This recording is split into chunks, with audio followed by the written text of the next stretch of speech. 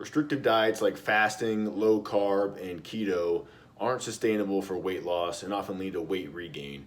So today we're going to take a look at how to build an optimal performance plate for weight loss.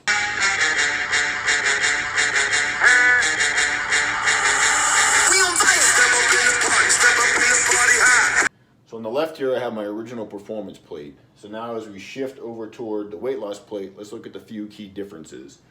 So you can see protein is going to stay about the same. It's about a quarter to a third of the meal. So we want to include protein with that meal because we want muscle protein synthesis to stay high. We want to keep our muscle mass while we're in a weight loss phase so that we don't lose the body's main furnace for burning calories. My starches are going to be decreased to about a quarter of the plate, so a much smaller portion than the original plate. And then my fruits and vegetables are going to significantly increase to about 50% of that meal. With the fats, we're going to decrease fats because these are very calorie dense foods, very easy to overeat. And the main goal with weight loss is the energy balance. So whatever I'm burning, I want to make sure that I'm eating slightly less than that so I can stay in a weight loss mode.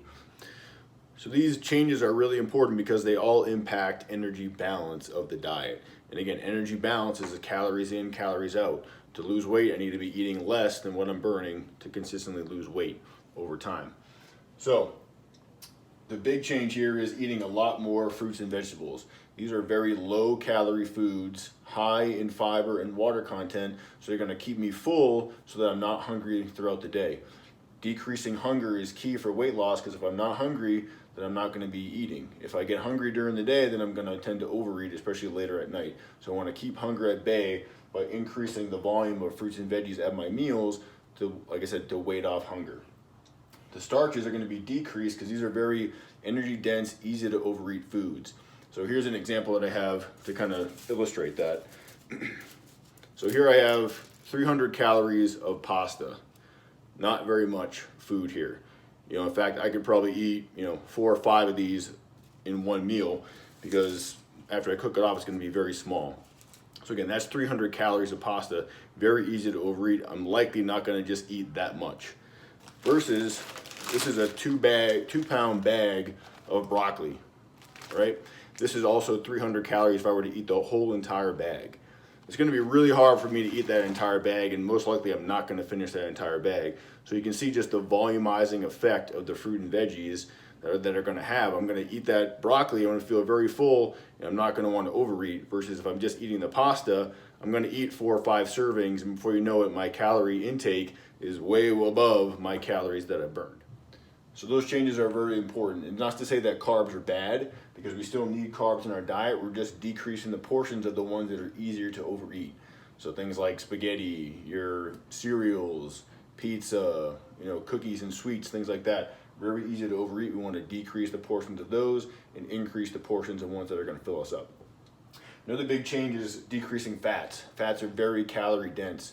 Compared to protein and carbs, fats have 9 calories per gram, where proteins and fats only have 4 calories per gram.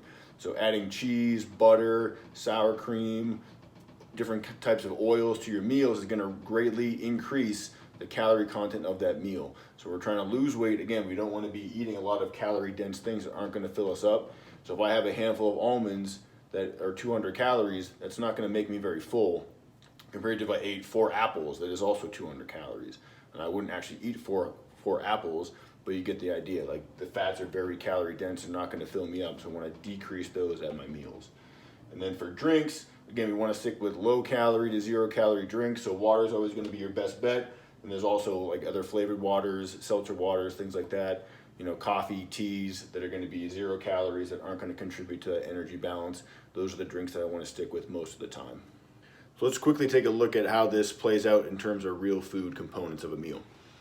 So on the top, I have my original performance plate meal, and on the bottom, I have my lean plate weight loss performance meal. So both options are going to have my steak, again, because the protein is important.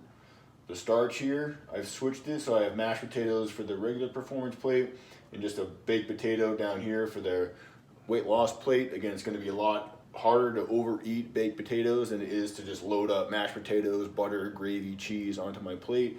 So I'm going to stick with this because I can still have that potato, but I'm less likely to overeat this. And that's also going to cut out the extra cheese and gravy and a lot of that butter that's going to go into the mashed potatoes. So I'm reducing the calorie content of that meal. My fruit and veggies, I have green beans in both. The green beans can be a much larger portion of this meal, or I can also pair the green beans with a side salad just to bump up that fruit and veggie component of that meal. Again, like I said, the fats are going to be very decreased because I'm not making mashed potatoes. I'm just adding a little bit of butter to my regular potato. And then instead of milk, I'm just replacing it with the 0-calorie drink, which is water for hydration. So you can see at the end of the day, 1,100 calories for this meal up top, almost reduced now by almost 500 calories to 650.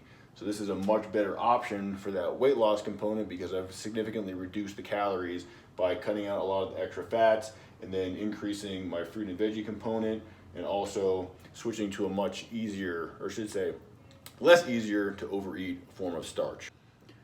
At the end of the day, building these weight loss performance plates consistently is going to drive my overall weight loss long term.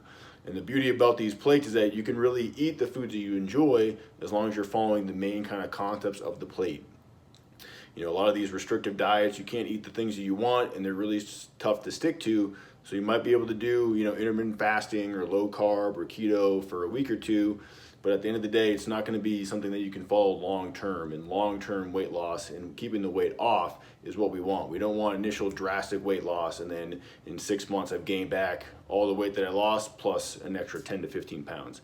So follow the main components of the weight loss plate and you're going to see great results. All right, go Buffs.